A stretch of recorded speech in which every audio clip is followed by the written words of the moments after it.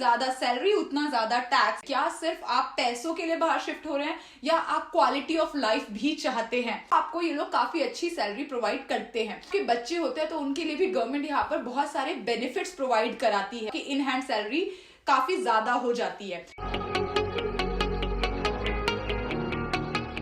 हे guys, नमस्ते, welcome to my channel. I am Khushi. अक्सर लोग पूछते हैं कि जर्मनी में कितनी सैलरी को अच्छी सैलरी माना जाएगा। अगर आप एक कपल हैं तो कितने पैसों की जरूरत है, अगर सिंगल है तो कितने पैसों की जरूरत है, और अगर आपके पास फैमिली है, बच्चे हैं तो कम से कम कितनी सैलरी आपको जर्मन कंपनी से एक्सपेक्ट करनी चाहिए। तो आज की वीडियो में मैं आपको बताऊंगी आखिर कितनी सैलरी जर्मनी में एक कंफर्टेबल लाइफ जीने के लिए काफी है। तो बिना किसी देरी के चलिए शुरू करते हैं। जब बात आती है सैलरी की और आपके लिए कितनी सैलरी अच्छी सैलरी कहलाएगी, तो वो बात बहुत सारी चीजों पे डिपेंड करती है। पहली, आप सिंगल हैं या कपल। दूसरी, अगर आप कपल हैं तो आपके बच्चे हैं या नहीं। तीसरी, आपकी एज कितनी है। और चौथी और सबसे इंपॉर्टेंट चीज कि आप कौन से शहर में रह रहे हैं। तो सबसे पहले बात करते हैं, अगर आप सिंगल हैं और आपकी एज 25 से 30 साल के बीच में है तो आपके लिए 55 से 60 के बहुत अच्छी सैलरी मानी जाएगी। क्योंकि जब आप सिंगल होते हैं, यंग होते हैं, तो आपके खर्चे भी कम होते हैं रिलेटिवली। आप घर भी छोटा लेते हैं, आपका जो बेसिक नेसेसिटीज हैं उनके खर्चे भी काफी कम होते हैं। दूसरा, अगर आप मैरिड हैं, तो अगर आप मैरिड हैं और यंग हैं, विच मीन्स 25 से 30 साल के बीच में है, तो भी आपके लिए 60 से 65 के की सैलरी एक बहुत अच्छी सैलरी मानी जाएगी। तो अगर आपकी सैलरी 60 के है आई वुड से, तो आपको इन हैंड 2900 आएगी अगर आप सिंगल है। और अगर आप वहीं पर मैरिड हैं और आपका जो स्पाउस है वो अनएम्प्लॉयड है, तो यहाँ पर आपको सैलरी आ जाएगी लगभग 3400 टू 3500, यानी कि 400 से 500 यूरो आपको एक्स्ट्रा मिलेंगे अगर आपका जो स्पाउस है वो अनएम्प्लॉयड है।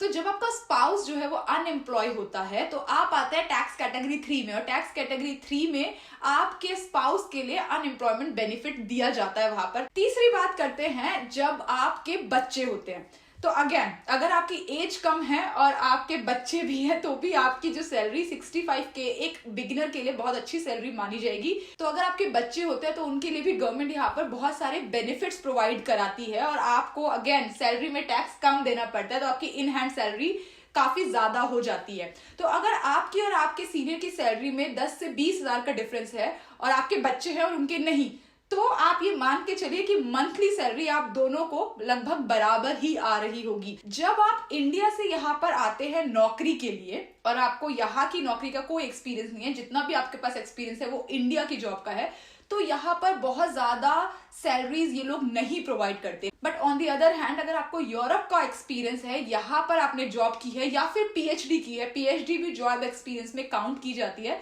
तो आपको ये लोग काफी अच्छी सैलरी प्रोवाइड करते हैं।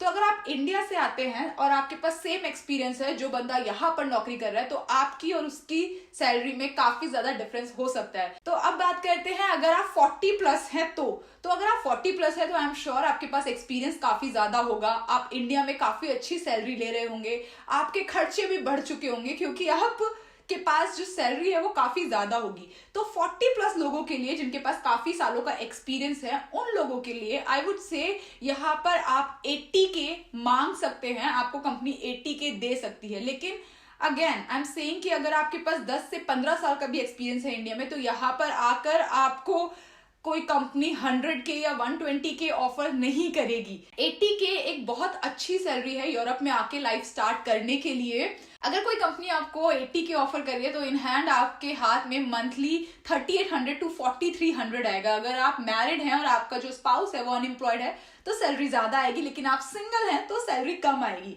क्योंकि यहाँ पर प्रोग्रेसिव टैक्स है, तो जितनी ज्यादा सैलरी उतना ज्यादा टैक्स। तो इस कंट्री में आप 14% से लेके 42% तक टैक्स देते हैं। अब लोग सोच सकते हैं कि हम इंडिया में इतना अच्छा कमा रहे हैं तो हम यूरोप में शिफ्ट क्यों हो, हम जर्मनी में शिफ्ट क्यों हो। बिल्कुल नहीं होना चाहिए, क्योंकि हो सकता है आपकी सैलरी इंडिया में बेहद ज्यादा और यहाँ पर आपको उतनी ऑफर ना करे। लेकिन बाहर शिफ्ट होने के लिए या दूसरी कंट्री में मूव होने के लिए सिर्फ सैलरी को बेसिस कभी मत रखिए।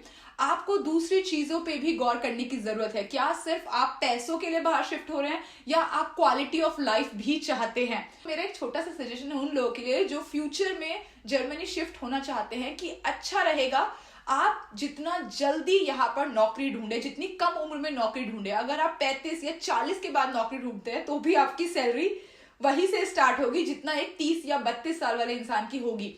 बहुत ज्यादा फर्क नहीं पड़ेगा इसमें, हो सकता है आपको 5,000 या 10,000 के एक्स्ट्रा दे दे, लेकिन अगर आप 30 साल की उम्र से यहीं पे नौकरी कर रहे हो तो वो जो नंबर है वो आपका 20 to 30 के इंक्रीज हो चुका होगा in that period of time. अगर आप जॉब स्विच करेंगे तो हो सकता है और ज्यादा वो नंबर बढ़ जाए। इंडिया से आप बहुत ज्यादा सैलरी पर आ जाए इसकी पॉसिबिलिटी बेहद कम है, लेकिन यहाँ पर रहते रहते आपकी सैलरी धीरे धीरे धीरे इंक्रीज होगी, इसकी पॉसिबिलिटी बहुत ज्यादा है, क्योंकि आप धीरे धीरे एक्सपीरियंस गेन करते हैं तो उसकी वजह से आपकी सैलरी बढ़ती रहती है। ये सैलरी अगर आपको बर्लिन में या फिर फ्रैंकफर्ट में, स्टुटगार्ट में मिलती है तो ये सैलरी बेहद अच्छी है। अगर ये सैलरी आपको हैम्बर्ग में या म्यूनिक में मिलती है तो ये सैलरी ठीक ठाक है, बहुत अच्छी नहीं है लेकिन ठीक ठाक है, लेकिन आप धीरे धीरे धीरे करके ही ग्रो करते हैं। इस वीडियो में मैंने जितनी भी सैलरीज बताई है उन लोगों के लिए हैं जो India to Germany first time move हो रहे हैं और जिनके पास बाहर का वर्क एक्सपीरियंस नहीं है। तो अगर कोई कंपनी आपको ये सैलरी ऑफर कर रही है तो आई थिंक आपको वो मौका हाथ से नहीं जाने देना चाहिए।